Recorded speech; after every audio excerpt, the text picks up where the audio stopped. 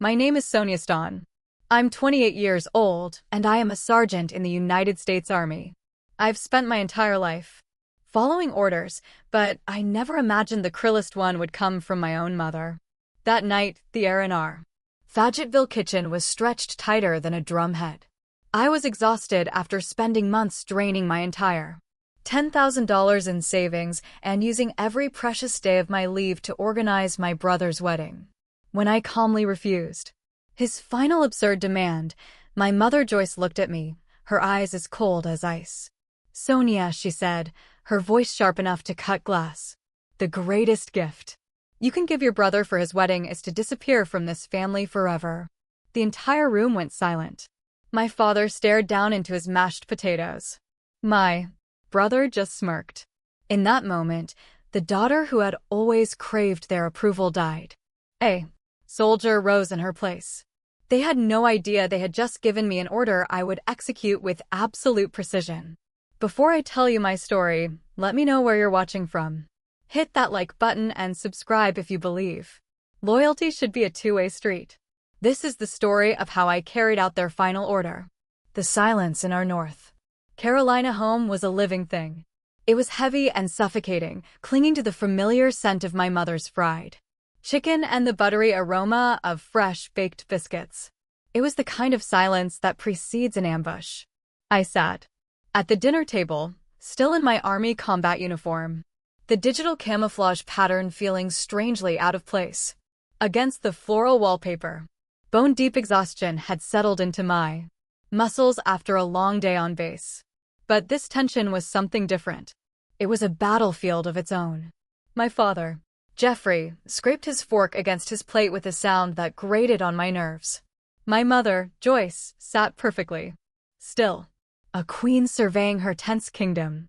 And my brother Brent, the golden child groomed to be, finally broke the ceasefire. He dabbed his lips with a napkin, a gesture of pure, unearned arrogance.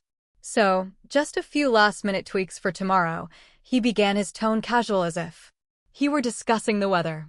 "Lindsay and I were thinking the Proco feels a little cheap. We need to upgrade to Viv Clico and that local DJ you booked. I found a guy in Atlanta who's way better. He can be here tomorrow afternoon." He said it all so easily, as if money was a theoretical concept, and I was his personal magician tasked with pulling it out of thin air.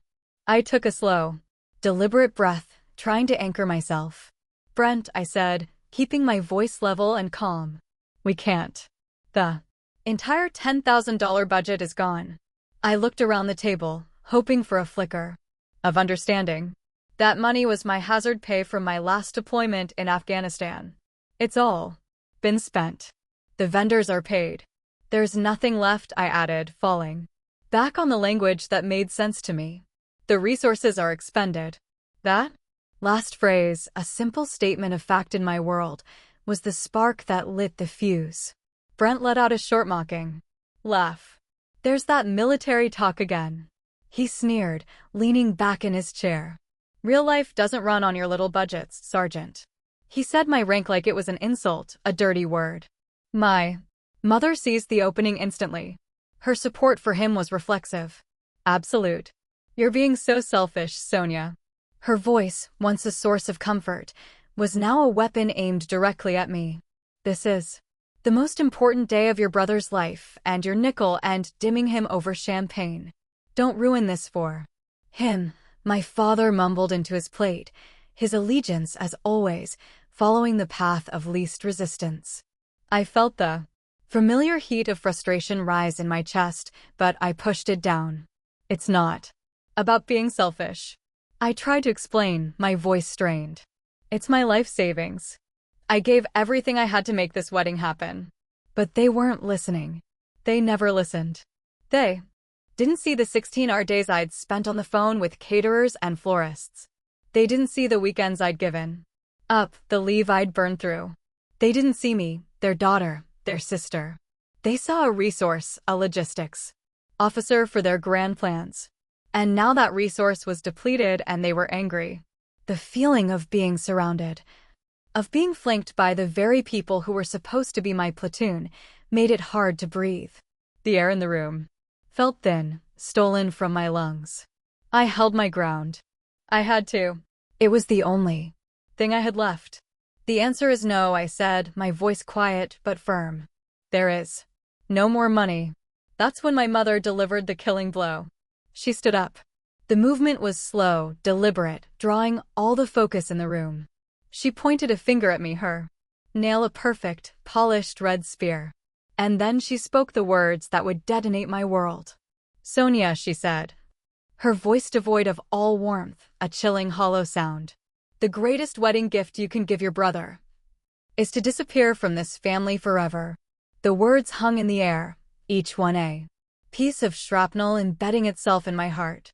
I looked around the table, desperately searching for an ally, for someone to say, that's enough. Nothing. My father became intensely focused on mashing his potatoes, swirling them into a perfect, cowardly peak. Lindsay, Brent's fiancée, suddenly found her manicure fascinating, studying her nails as if they held the answers to the universe. And Brent looked pleased. A small smug smirk played on his lips. He had won. In that deafening silence, the cold, hard truth hit me with the force of a physical impact. I wasn't family. I was a function, a tool, a convenience. And now that I was no longer useful, I was being discarded. But then something strange happened. The part of me that was a daughter, the part that had spent a lifetime desperately trying to earn their love, their approval, shattered. It crumbled into dust. And from the wreckage, something else took control. The soldier. My training drilled into me through years of discipline and hardship took over. My posture corrected itself. My spine straightened. My shoulders went back. I rose from my chair. My movements fluid and precise. I met my mother's icy gaze, and I gave her the only response a soldier gives to a direct order. Roger that. The words were crisp, clear, and utterly devoid of emotion. A single tear might have given them satisfaction. A scream would have been a victory.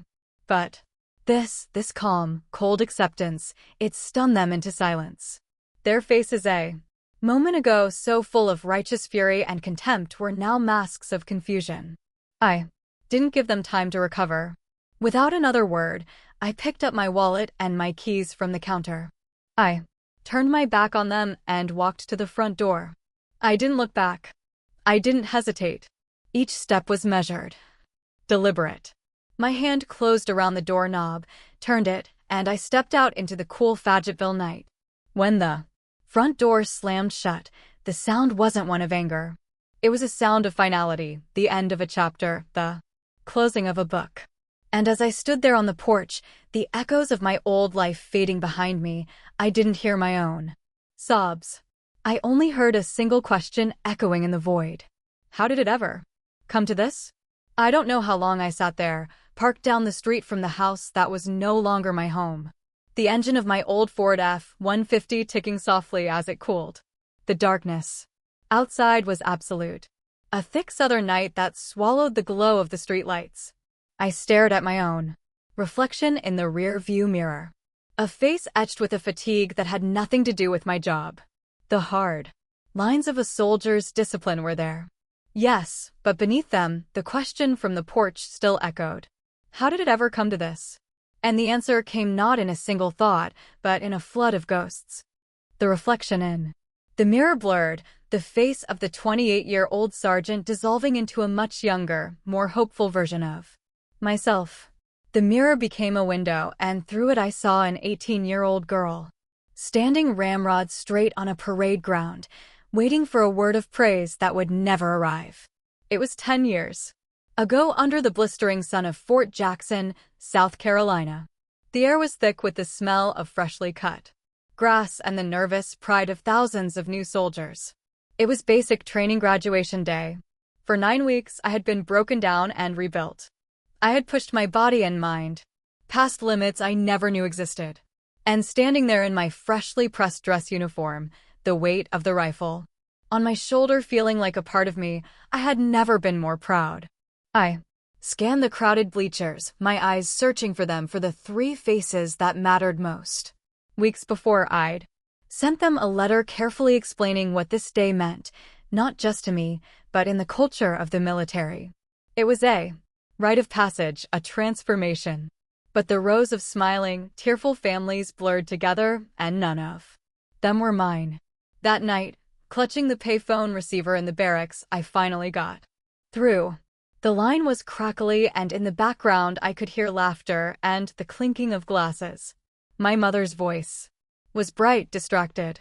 "Oh, honey, I'm so sorry we couldn't make it," she'd said, the apology sounding like an afterthought. "Brent had a big mock trial tournament at his law school today. We all had to be there to support him. You understand? It's for his real career." His real career. The words hit me harder than any drill sergeant's tirade. My own accomplishment, the most difficult and significant of my young life, wasn't real. It was a sideshow easily dismissed for a practice run of my brother's future glory. That night, lying in my bunk, surrounded by celebrating soldiers and their families, I felt a deep, profound loneliness settle into my bones. It was the first major scar on a map that would soon become crowded. The memories kept coming. 2 years later, I received my first enlistment bonus, a check that felt like a fortune. Back home, my parents were struggling with a leaky roof they couldn't afford to fix. Without a second thought, I sent nearly half the money home. I pictured their relief, maybe even a proud phone call. But the call never came. They took the money and the roof was fixed. A few weeks after home on leave, I was in the kitchen getting a glass of water when I overheard my father talking to our neighbor over the backyard fence. "Yeah, the roof's all set now," he said with a casual wave of his hand. "Sonia, send some of that army money home. The government pays them for all sorts of things, you know." Army money, he said it as if it were a lottery winning, a government handout that required no effort, no risk. He had no concept of the sleepless nights, the grueling marches, the constant threat that was the price for that check. My sacrifice wasn't a gift from a loving daughter. It was an entitlement, a benefit they were owed. I was just a pipeline from the U.S.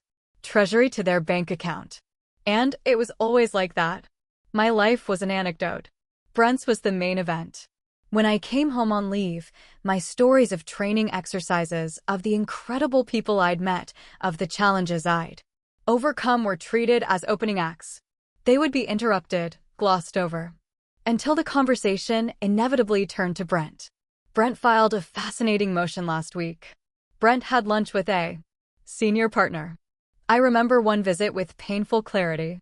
I'd just been awarded the Army Combination Medal for my work on a community relations project. It was a significant honor, a heavy bronze medallion in a velvet-lined case. I brought it home, my heart swelling with a quiet pride. I hoped just for once they would share. My father picked it up, hefted its weight for a second, and gave a non-committal, nice. He placed it on the coffee table next to a stack of old Southern Living magazines. The next morning, I found it tucked between an article on pecan pie and an ad for porch furniture, forgotten. That same day, my mother hung a new picture frame on the wall of honor in the living room. It was a small, grainy article from the local paper about Brent winning a minor case. It was framed in polished mahogany. All the warning signs were there, flashing like red lights on a runway. The clearest one came from my best friend, my battle buddy David Chan. I'd made the mistake of bringing him home for dinner once. He was polite, respectful, and observant. On the drive back to Fort Bragg, the silence in his truck was heavy. Finally, he spoke, his voice gentle but firm. "Sonia," he said, not taking his eyes off the road. "I don't mean to overstep, but the way they treat you, it's not right." He paused, choosing his words carefully. "They don't see you. They see an ATM and a problem solver." I did what I always did. I got defensive. I made excuses. "You don't understand them. That's just how they are." I protected them, building a wall of denial around their behavior. Because the truth was too painful to face. Now sitting alone in the dark, my knuckles white on the steering wheel, David's words came back to me, not as a warning, but as a verdict. He was right. He had been right all along. I had spent a decade ignoring a mountain of evidence, dismissing every slight, explaining away every cruelty.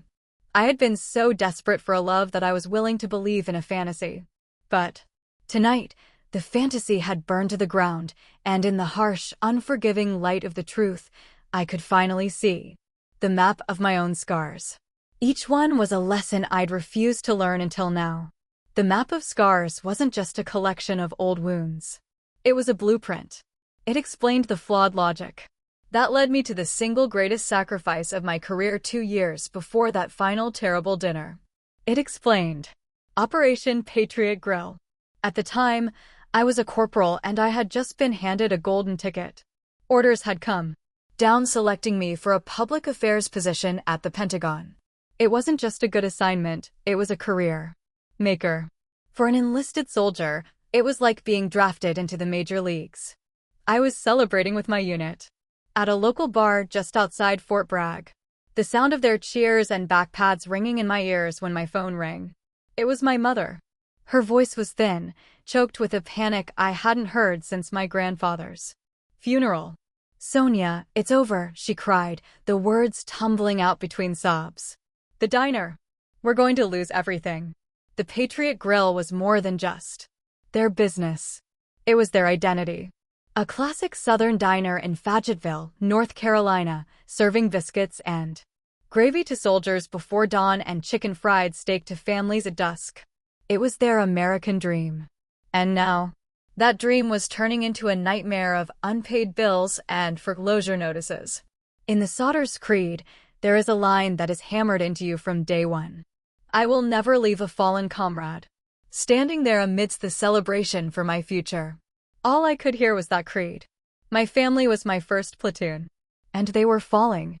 That night I made a decision that my commanding officer called career suicide. I respectfully declined the assignment to the Pentagon and filed for an extended leave of absence. My comrades were in trouble. A soldier doesn't walk away from that. Returning to Fayetteville was like deploying to a disaster zone. The diner was bleeding money. Morale was at zero. And my parents were paralyzed by despair. So I did the only thing I knew. How? I treated it like a military campaign. I became the commanding officer of Operation Patriot Grill. The first few weeks were a brutal reconnaissance mission. I learned the books, the suppliers, the staff, the inventory. Then came the operational phase. My days started at 4 a.m. and ended long after midnight. I was the first one in and the last one out. I was on my feet for 18 hours a day. A constant cycle of mopping greasy floors, negotiating with angry vendors, flipping burgers on the grill during the lunch rush, and scrubbing pots until my hands were raw. The fatigue was immense, a physical weight that settled deep in my bones. But the mission drove me forward. I redesigned the entire strategy. The menu was revamped to appeal directly to my fellow soldiers from Fort Bragg. I added the Reveille scramble, a massive plate of eggs, bacon, sausage, and potatoes designed for someone about to go on a 10 run. I used my network, my friendships, my connections in the military community. I passed out flyers on base. I offered discounts to different units. Slowly, the Patriot Grill became an unofficial hub, a place where soldiers could get a solid, comforting meal that tasted like home. I poured every ounce of my discipline, my sweat, and even my tears into the cracked linoleum floors of that place. I was defending an outpost, and I refused to let it fall. And after 6 grueling months, the battle was won. The diner wasn't just surviving, it was thriving. The debts were paid off. The dining room was packed every night. We were in the black, more profitable than ever before. I had done it. I had completed the mission. A profound sense of pride washed over me. I had stared down an impossible situation, and through sheer force of will, I had won. I returned to my unit at Fort Bragg, my body aching, but my spirit soaring. I waited for the phone call, the celebratory dinner, the simple heartfelt thank you. But my phone remained silent. Days turned into weeks. The silence was confusing at first, then unsettling. Finally, after nearly a month, an email from my mother appeared in my inbox. The subject line was Curt family meeting. The email said it was time to discuss the future of the diner. A flicker of hope ignited in my chest. This was it. This was the moment they would finally acknowledge what I had done. I walked into that meeting feeling like a soldier, returning from a successful campaign ready to be decorated. But there was no ceremony. There were no words of gratitude. Instead, my parents sat at the head of the table, my brother Brent beside them, looking impossibly smug. My mother cleared her throat and made the announcement. They had decided, she said, to turn over the full-time management of the Patriot Grill to Brent. The reason? Brent's a lawyer, she stated as if it were the most obvious thing in the world. He has a real head for business. The words imply that my 6 months of blood and sweat, my strategic planning, my successful turnaround of a failing enterprise were nothing more than manual labor. Brent, who hadn't so much as wiped down a counter during the entire crisis, just smiled. He leaned over, patted me condescendingly on the shoulder, and delivered the line that vaporized any remaining hope I had. Good job on the support mission, sis. Support mission. The words echoed in my head. I was in support. I was the commander. I was the strategist. I was the infantry on the front lines. In that single devastating moment, I understood the bitter truth. I could win every war for them, but I would never ever be given a seat at the victor's table. If you have ever poured your heart and soul into something for your family, only to have it completely dismissed, support the story with a like. And comment with the word invisible if you know what that feels like. That night, I didn't sleep. The pain was still there, a dull, heavy ache in my chest. But something else was rising. Through it, a cold, clear resolve. My mother had given me an order.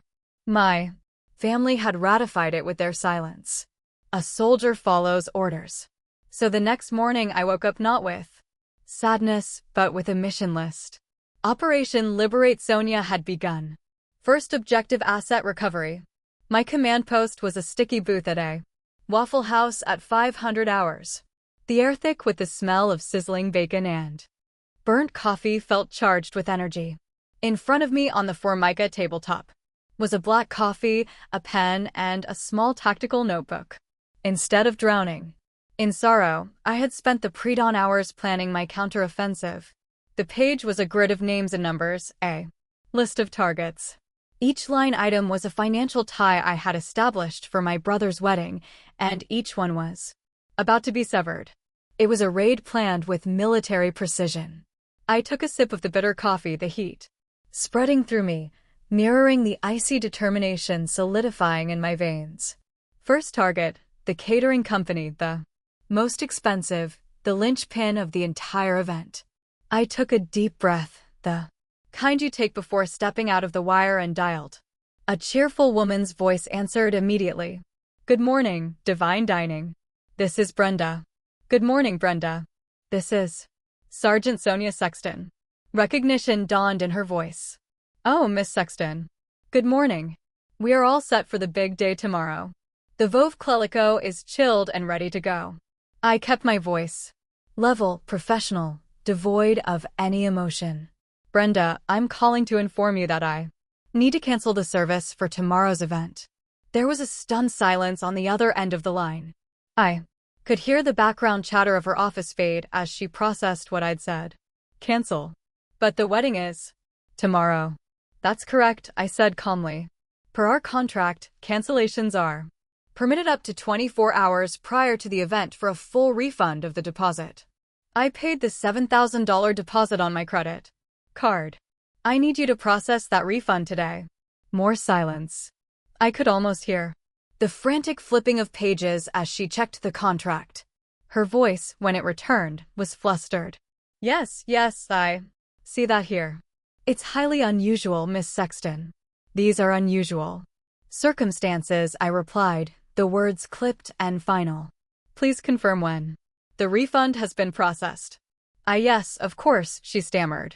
I'll take care of it right now. The call ended. I drew a single clean line through the first item on my list. A surge of something powerful, Something I hadn't felt in a long time shot through me. It was control. The dominoes began to fall. Next target, the florist. Same script. Same calm, unshakable tone. The owner protested, talking about the imported roses already in his cooler. I referred him to the cancellation clause in his contract. The refund was processed. I drew another line in my notebook. Next, the live band from Atlanta. They were angrier, more belligerent. I didn't argue. I simply stated the facts of our agreement. They threatened a cancellation fee. I informed them I would dispute it with my credit card company, citing the contract they had signed. They backed down. Another line, the venue decorator, the limousine service. One by one I dismantled the wedding I had single-handedly funded. Each call was a precise surgical strike. I was polite. I was firm. I was immovable. I was a United States Army sergeant executing a mission. There were no obstacles. There were only targets to be neutralized. By 800 hours, as the morning sun streamed through the greasy windows of the Waffle House, my mission was complete. I checked my banking app. A series of deposits had appeared one after another. In total, $9,500 had been returned to my account. I stared at the number on the screen. It wasn't just money. It was my deployment pay from Afghanistan. It was my freedom. It was justice delivered not by a court, but by a series of quiet early morning phone calls. At approximately over 900 hours, the storm broke. My phone, which had been silent, erupted. The first call was from Brent. I let it go to voicemail. His message was frantic, his voice cracking with panic. Sonia, what the hell is going on? The caterer just called me. They said, you can lead everything. Call me back now. I looked at his name on the screen, a flicker of a smile touching my lips, and I silenced the ringer. Then came the texts, a barrage of them. Then the voicemails from my mother, a symphony of escalating hysteria. The first one was pure rage. Sonia Marie Ston, you call me this instant. You are ruining this family. The next one was laced with desperate pleading. Please, honey, what is happening? Why would you do this to your brother? But the words had lost their power. They were no longer bullets that could pierce my heart. They were just noise, static from a communications channel I had already permanently shut down. I didn't answer. I didn't reply. I just watched the screen light up again and again. A distant signal fire from an enemy I had already left behind. They had given me my final order. I was just carrying it out. I was disappearing. They wanted me to disappear. Fine. But I wasn't going to vanish into thin air. I was going to execute a strategic redeployment. I was going to a place where a soldier is respected. In the days following my counteroffensive, my family didn't give up. They simply shifted tactics. They launched an information warfare campaign on the one battlefield I had no interest in defending. Facebook. My brother Brent fired the first shot. He wrote a long, tragically self-serving post, painting himself as the heartbroken victim of a jealous, unstable little sister. He spoke of his special day being deliberately sabotaged by my erratic behavior. He never mentioned the $10,000. Of course, he just crafted a narrative that made him the golden child once more, now unfairly persecuted. The reinforcements arrived quickly. My aunts and uncles, cousins I hadn't spoken to in years, all flooded the comments section with their support. Poor Joyce and Jeffrey to have to endure such a difficult child. We're praying for you, Brent. Some people just can't stand to see others happy. I sat on the floor of my barracks room, scrolling through the digital assassination. Each comment was a small sting, a pinprick of the old pain. They were trying to control the narrative, to isolate me, to make me the villain in the small echo chamber of our hometown. For a moment, the old Sonia, the girl desperate for approval, wanted to fight back. She wanted to type out a furious rebuttal, listing every sacrifice, every slight, every dollar. But the soldier in me took over. She recognized a losing battle. This was their territory, their war. Engaging would only lead to a protracted, messy conflict with no clear victory. My war was bigger. My mission was my own life. I felt a strange sense of clarity as I closed the app. I would not engage. My silence would be my answer. There was, however, one final piece of logistical cleanup. Before I could truly redeploy, I had to cut the last financial supply line. I drove my old Ford F-150 to the local Fayetteville bank, the same one where my family had their accounts. I walked in, my back straight, my uniform crisp, and sat down with a personal banker. I explained that several years prior, I had made a formal documented investment of $5,000 into the startup capital for the Patriot Grill. I now wished to withdraw that investment, as was my right, according to the agreement we had all signed. The banker, a man who had known my family for years, looked at me with pity in his eyes. He knew the whispers, the gossip. But business was business. The paperwork was in order. He made the call and a few minutes later handed me a cashier's check. As I walked out of that bank, the check heavy in my hand, I felt no guilt. It wasn't an act of revenge. It was an act of self-preservation. I was severing the final anchor that tied me to their sinking ship. Back on base, I walked directly to the S1, the personnel office. A quote I had once read from General George S. Patton echoed in my mind. Never tell people how to do things. Tell them what to do, and they will surprise you with their ingenuity. The old Sonia had always waited to be told what to do. The new Sonia was telling herself the mission was to survive and thrive, and for that I needed new ground. I had already done the research. There was an open requisition for a public affairs NCO at Fort Carson, Colorado. It was a perfect fit for my skills, a challenging assignment in a place I had never been.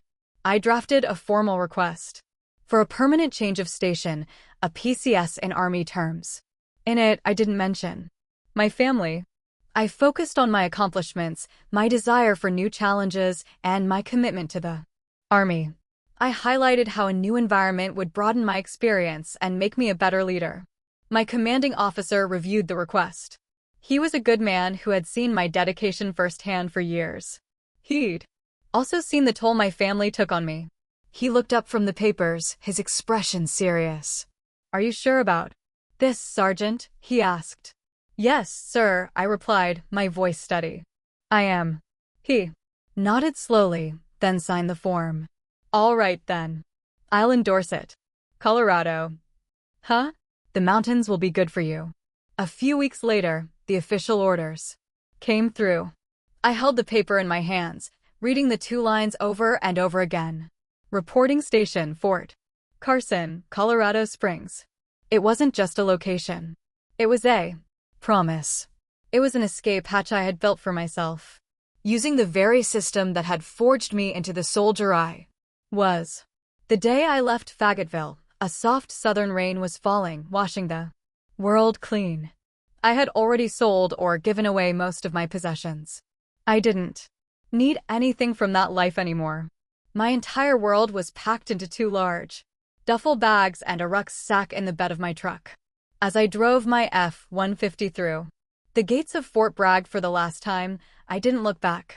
There was nothing there for me to see. On the passenger seat next to me lay a folded road map of the United States. My finger traced the route west across the rolling hills of Tennessee, over the flat plains of Kansas, and finally up into the jagged, majestic promise of Colorado. I wasn't running away. I was on my way to my next duty station. My mission this time was to rebuild the life of Sergeant Sonia Stone. In Fayetteville, I had always felt suffocated. The sky seemed to hang low and heavy, thick with humidity and unspoken resentments.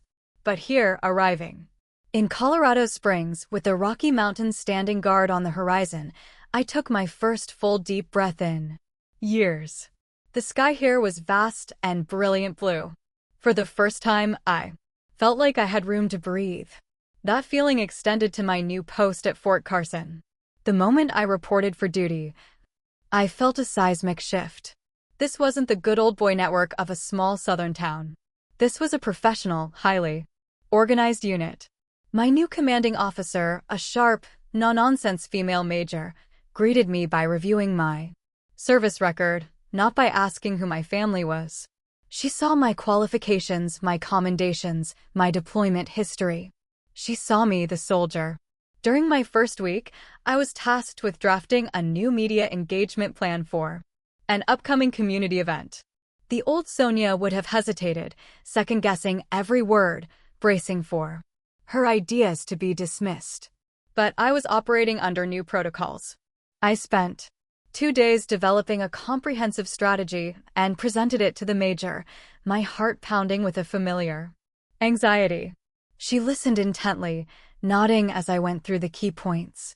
When I finished, a tense silence filled her office. I prepared for the inevitable, but the suggestion that a more senior NCO should take the lead. Instead, she looked me straight in the eye and said, "This is an excellent plan, Sergeant. Well thought out and actionable. Run with it." Just like that, no argument, no condescension, just respect for my competence. I walked out of her office feeling an inch taller. It was such a simple thing, being heard, being valued, but it felt like a foreign language I was finally beginning to understand. The healing continued outside the base gates. One Saturday afternoon, exploring the area, I stumbled upon a small, independent coffee shop tucked away in a strip mall called the Grindstone. The moment I walked in, I knew I was among my own. The air smelled of dark roast coffee and old leather, and the walls were covered in military memorabilia. Behind the counter was a big man with a kind smile and a magnificent silver beard. He wore a retired first sergeant's insignia on his worn flannel shirt. He took one look at my haircut and posture and knew. "New to Carson?" he asked, his voice a low, friendly rumble. "Yes, sir," I replied. He just nodded, grabbing a thick ceramic mug. He filled it with steaming black coffee and slid it across the counter. "Well, around here, we don't care where you came from. We only care how you fight. Welcome to Colorado." That was my introduction to retired Master Sergeant Mike Callahan, or Sarge Mike, to everyone who entered his sanctuary. He didn't ask prying questions. He didn't need my life story. He just provided good coffee and a safe place to land. The Grindstone became my haven, a place where I could just sit and be without judgment, without expectation. Sarge Mike was the one who pushed me to explore the real Colorado. "The Army can heal a lot of things, Sexton," he told me one day, "but the mountains can heal the rest." So I started hiking. My first solo trip was to Garden of the Gods. Standing among those colossal ancient red rock formations, I felt infinitesimally small. And, for the first time, that felt like a good thing. The silent towering stones had witnessed millennia. My family drama, my personal pain suddenly seemed insignificant in the face of such timeless grandeur. I hiked the trails of Cheyenne Mountain, pushing my body up steep inclines, the burn in my lungs feeling like a purification. I would stand at the summit, the whole of Colorado Springs spread out below me, and just breathe the crisp, clean mountain air, feeling it cleansed the last toxic remnants of North Carolina from my soul. One evening, my phone rang. It was a number I still recognized. My old battle buddy, David Chin. His voice was hesitant. He was calling with news. "Sonia, I don't know how to tell you this," he started, "but the Patriot Grill went under." I listened, my own voice quiet, as he filled in the details. Without my planning and without my final $5,000 investment, Brent had run it into the ground in less than 3 months.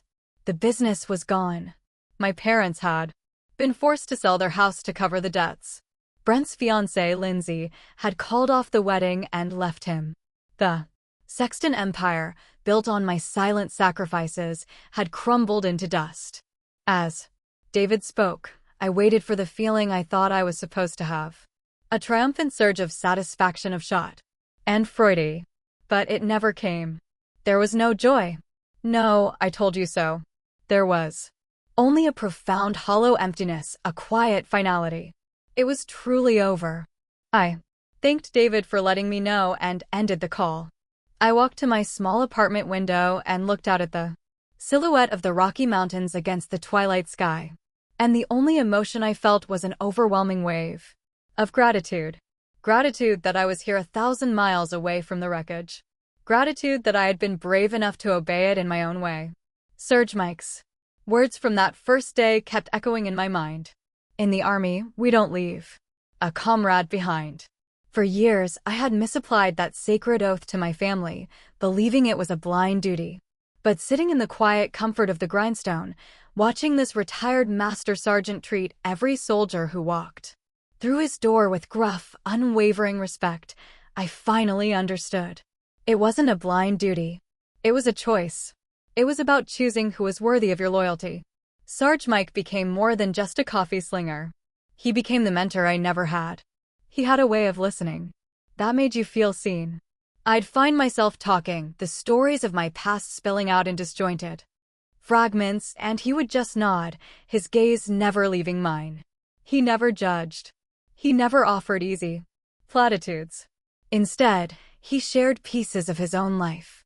He told me about firefights in Fallujah, about the suffocating dust and the constant thrumming fear.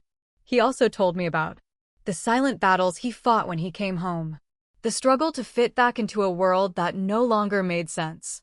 He taught me that strength wasn't about enduring pain in silence. It was about knowing when to pull back to protect yourself. A strategic retreat ain't cowardice. Sexton, he said one afternoon, wiping down the counter. It's how you survive to fight another day. The trick is knowing which hills are worth dying on and which ones you ought to just cede to the enemy. His words were a lifeline, reframing my escape not as a failure, but as a tactical victory. As the Colorado autumn painted the aspen trees in brilliant gold, the holiday season approached, Thanksgiving. The word alone brought a familiar pang of anxiety. A ghost of tense family dinners passed. It would be my first major holiday completely alone, and a quiet sadness began to creep in. As if he could read my mind. Sarge Mike clapped me on the shoulder a few days before the holiday. Sexton, he boomed. You're not doing anything on Thursday, are you? I shook my head. Good, he said, with a grin. Then you're officially invited to the annual Grindstone Orphans Thanksgiving.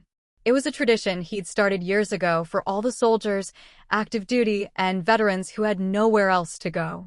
When I walked in on Thanksgiving Day, the little coffee shop was transformed. Long tables were pushed together, groaning under the weight of classic American comfort food. 3 enormous roasted turkeys, mountains of mashed potatoes and stuffing, green bean casserole, and a dozen pumpkin pies. The place was packed with a loud, laughing, mismatched family of soldiers from every generation. I sat at a table between a young private fresh out of basic training who missed his mom's cooking and a grizzled Vietnam vet who told the most outrageous stories. We shared food, we traded stories from the field, and we laughed until our sides hurt. For the first time in my life, I felt the uncomplicated warmth of a holiday meal. There were no hidden agendas, no simmering resentments. This was camaraderie. This was loyalty. This, I realized, was family. With the weight of my past finally lifted, I began to thrive at work. Free from the constant psychological drain. My focus was sharp, my creativity unburdened, my skills and dedication didn't go unnoticed. 6 months after my arrival at Fort Carson, I was promoted to staff sergeant. It was a huge achievement, a testament to the new life I was building. The first person I told was Sarge Mike. When I walked into the grindstone wearing my new rank, he took one look, and his face broke into a huge grin. He came out from behind the counter and enveloped me in a bear hug that lifted me off the floor. I knew you had it in you, he said, his voice thick with emotion as he sat me down. I'm so damn proud of you, Sergeant. Those 5 words, I'm so damn proud of you, hit me with the force of a physical blow. They were the words I had craved my entire life. The validation I had performed endless feats to earn. And here they were, given freely and sincerely by a man who owed me nothing. His pride meant more than every hollow conditional compliment my family had ever given me combined. That evening, long after the last customer had left, I stayed behind to help him clean up. In the quiet of the empty coffee shop, surrounded by the ghosts of soldiers past, I finally told him everything. I told him about the Pentagon, the diner, the wedding, and for the first time, I told another human being the exact words my mother had said to me. As I spoke, the tears I had suppressed for so long finally broke free. They weren't loud, hysterical sobs, but a silent, steady stream that traced paths down my cheeks. I couldn't stop them. Sergeant Mike didn't say a word. He just pulled up a stool, sat next to me, and placed a heavy, comforting hand on my shoulder, letting me cry it all out. When the tears finally subsided, he looked at me, his eyes full of a fierce, protective light. "They gave you a wrongful order, Sexton," he said, his voice a low growl. "But you executed it in the right way. You chose your own life. That's the bravest thing a soldier can do." His words were absolution.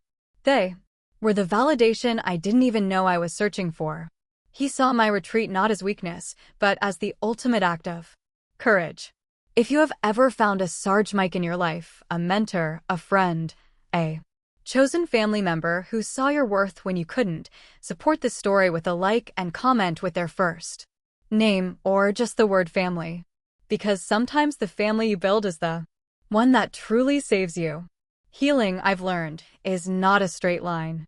It's a series of forward skirmishes punctuated by the occasional unexpected ambush from the past. My ambush arrived on a Tuesday, nearly a year after I had redeployed to Colorado. It came in a plain cream-colored envelope delivered to my unit's mail room. I saw it from across the room and my blood ran cold. The handwriting was my mother's elegant looping cursive that I had known my entire life. My heart hammered against my ribs. After a year of blissful radio silence, the enemy had reestablished contact. I took the letter, my fingers numb. It felt heavier than it should. Weighted with a year of unspoken words and unresolved history. I carried it back to my apartment and placed it on my small kitchen table. And there it sat. For 2 whole days, I didn't touch it. I'd walk by, my eyes drawn to it against my will. It was a ghost from another life, a silent paper phantom threatening the hard-won peace I had built in the shadow of the Rockies. The letter sat on my table like an unexploded mine. I knew it was a trap inside. The only question was I strong enough not to step on it? On the 3rd day, I couldn't stand it anymore. With a deep breath, I slit the envelope open. The letter inside was a masterpiece of emotional manipulation, a calculated psychological operation designed to breach all my defenses. It did not begin with an apology. Of course not. An apology would have been an admission of wrongdoing, something my mother, Joyce, was incapable of. Instead, it began with a carefully crafted bombshell. She wrote that she had recently been diagnosed with a serious heart condition. The details were vague, just enough to inspire fear. Without providing any verifiable facts, she wrote that my father was devastated, barely able to function. That Brent was lost without his family support system intact. Then came the second wave of the assault. Nostalgia. She filled the next paragraph with sweet, syrupy memories of my childhood. The time she taught me to ride a bike, the lullabies she used to sing. They were curated carefully. Selected memories, polished to a perfect shine, designed to remind me of a time when I had been her little girl, a time before I'd become a disappointment. The final paragraph was the kill shot, aimed directly at the heart of the beautiful daughter she'd raised me to be. "The family needs you, Sonia." She wrote, "You are always the strong one. You are our only hope." The letter ended with the ultimate guilt trip. A line so perfectly cruel it could have been weaponized.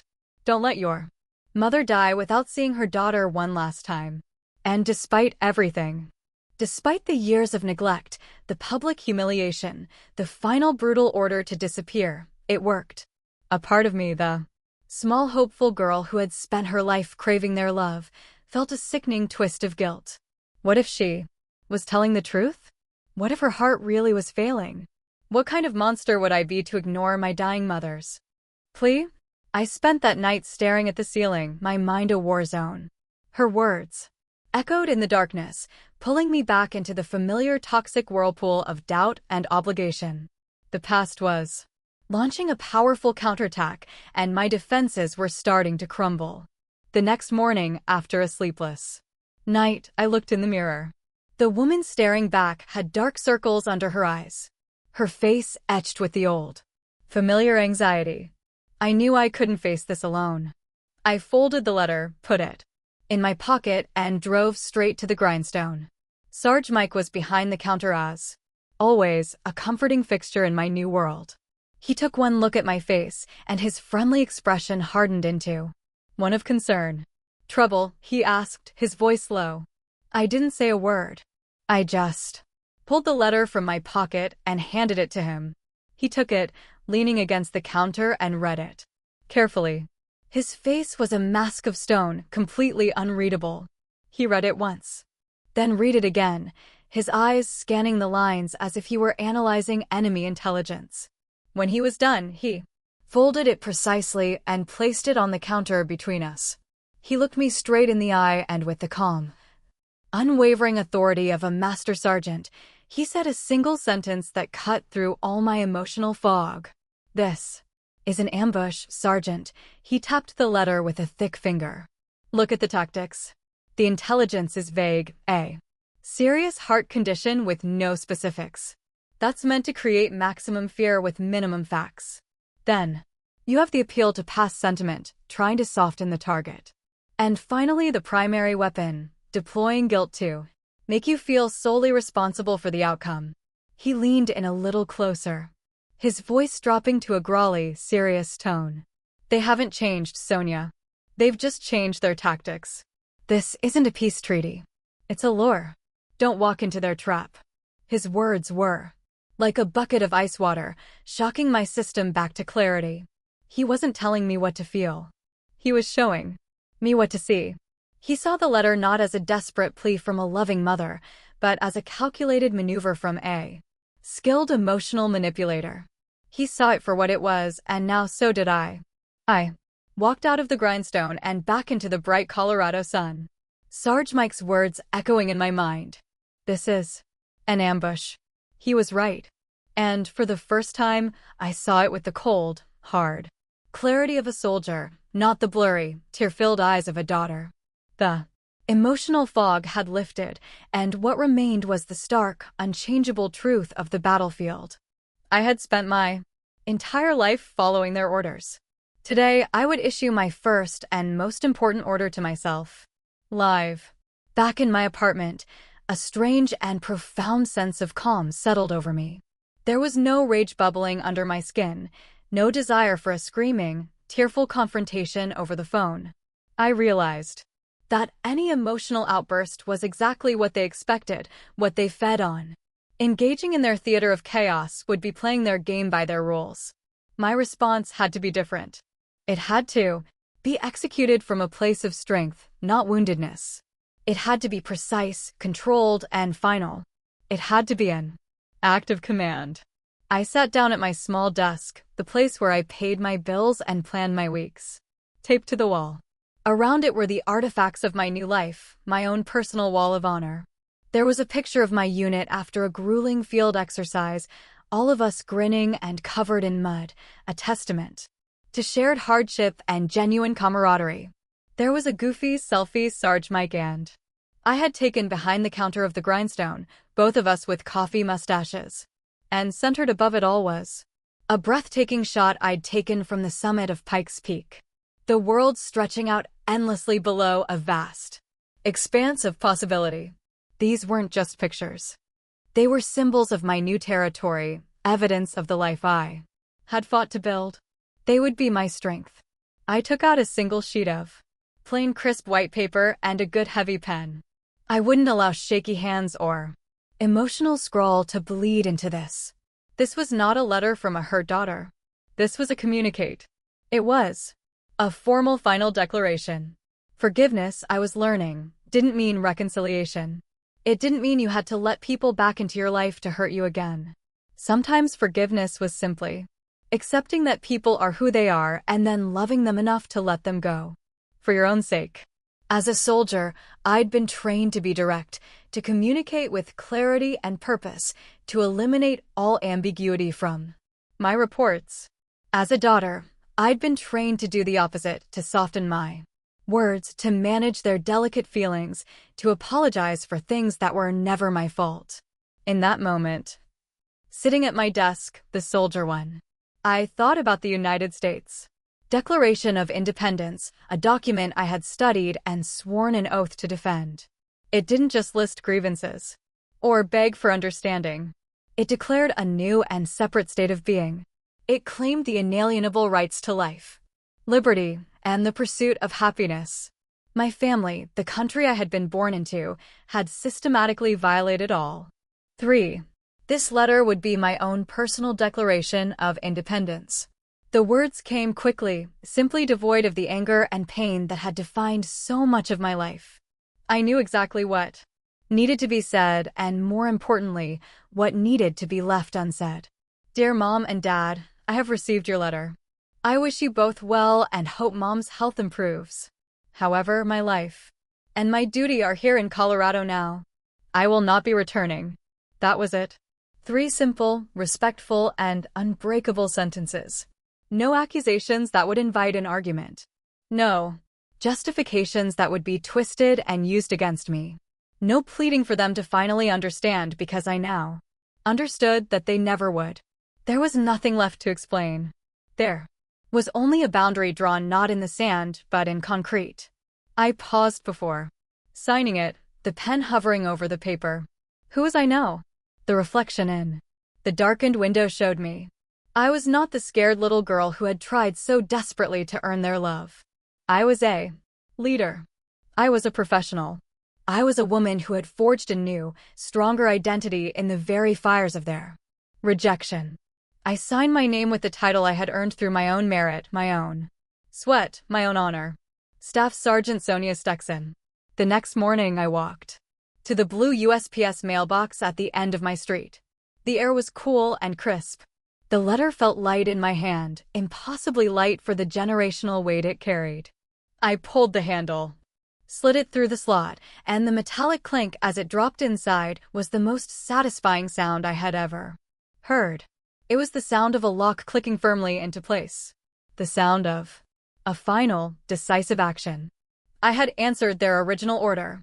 I had disappeared from their lives, but not in the way they intended. I had disappeared from their control and been reborn somewhere else. Returning to my apartment, I knew there was one final step to secure my new fortress. I sat on my couch, took out my phone, and began the systematic process of severing all communication lines. I opened my contacts and scrolled to her name, Mom. For a second, a phantom pain, a ghost of the little girl's longing, pricked at my heart. I took a breath, held it, and pressed block. The small confirmation pop-up. Are you sure? Felt like a final test. I am block. It was a quiet digital gavel striking down a lifetime of manipulation. Next, my father. Dad. This one was easier. I was blocking the sound of his complicit silence. Block my brother, Brent. I almost laughed. This was the easiest of all. It felt like nothing. Not anger. Not sadness, just dismissal block. Then, I went to Facebook, the digital battlefield of their smear campaign.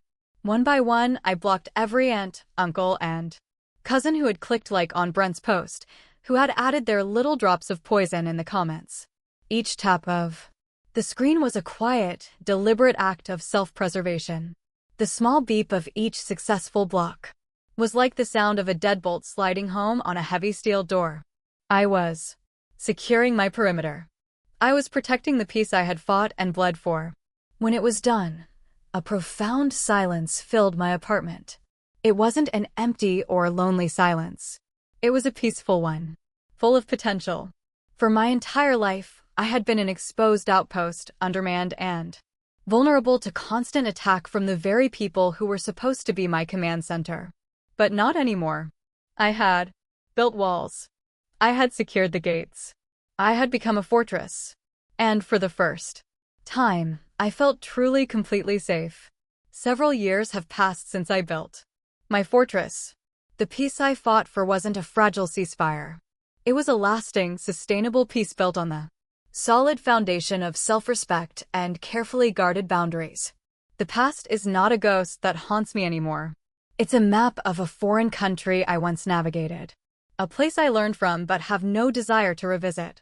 Today, my name is Sergeant First Class Sonia Stahn. I am a leader, a mentor, and a woman who is finally at home in her own life. Just last week, I stood in front of a new group of young soldiers, fresh-faced and wide-eyed, recently assigned to Fort Carson. They were gathered for an integration briefing, and I was their speaker. As I looked out at their anxious faces, I saw a ghost of myself. The earnest, try-hard girl who believed that loyalty was a blank check you gave to people simply because they shared your blood. I didn't tell them my story, not the specifics, but I told them what my story had taught me. I spoke about the importance of camaraderie, of building a family within the ranks of the army. Look around you, I said, my voice steady and sure.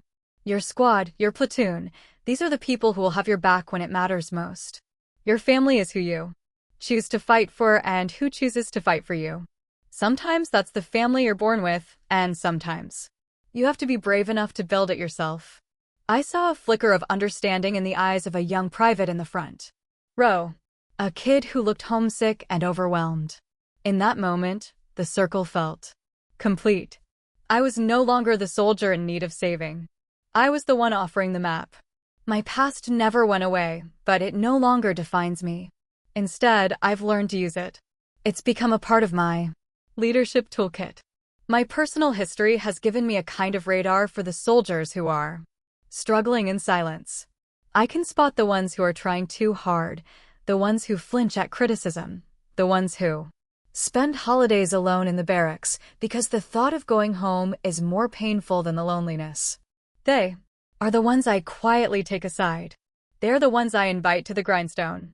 Over the years, Sarge Mike and I have formed an unofficial support system. He provides the coffee and the gruff wisdom. And I provide the living proof that you can survive a toxic family and build a life of honor and purpose. We've created the very safety net I so desperately needed all those years ago. My pain, once a source of shame and isolation, has been repurposed. It has become a legacy of empathy. As the great American poet Maya Angelou once said, you may not control all the events that happen to you, but you can decide not to be reduced by them. I decided my life here in Colorado is full. Not perfect, not without its challenges, but genuinely deeply full. I have a career that I love, one that pushes me and gives me purpose. I have a community, a chosen family of soldiers and veterans who understand loyalty in the way I do, as something earned, not demanded. And I have a peace of mind. That feels like a quiet, steady flame inside me. I still hike. Every chance I get, I drive my now very old, very loved F-150 to a trailhead and lose myself in the mountains. Every time I reach a summit, I find a quiet spot, look out over the vast, majestic landscape, and take a deep, grateful breath. I am grateful for the pain that taught me my own strength.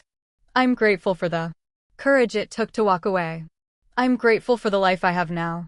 A life I didn't inherit, but one that I built. Piece by piece with my own two hands. I've learned that a true home isn't the house you were born in. It's the place where you are allowed to be finally and fully yourself. The story ends here, but my life goes on. It ends with this image, the one I return to again and again. I am standing on the peak of a mountain.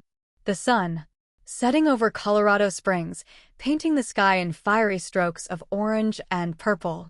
The wind is cool and clean. Against my face, whipping through my hair. I close my eyes and I listen. I no longer hear the critical, demanding voices from my past. They are gone. Silence not by anger, but by distance. And time. All I hear is the sound of the wind rushing over the peaks and the strong, steady beat of my own heart. I spent a lifetime following orders, but The most important order, the one I follow every single day, is the one I finally gave to myself. Live a life worthy of the fight it took to claim it. Live with honor, with courage, and with integrity. Mission complete. Thank you for sharing this part of my journey with me. My story is just one, but I know the feelings behind it. The fight for respect, the search for peace, are shared by so many. This space is more than just a channel. It's a community for survivors, a place to remind each other that we are not invisible and that our strength is real. If my story resonated with you, please consider liking this video. And to hear more stories of resilience and to be part of this community, subscribe and join us. Leave one word in the comments that describes your own mission forward.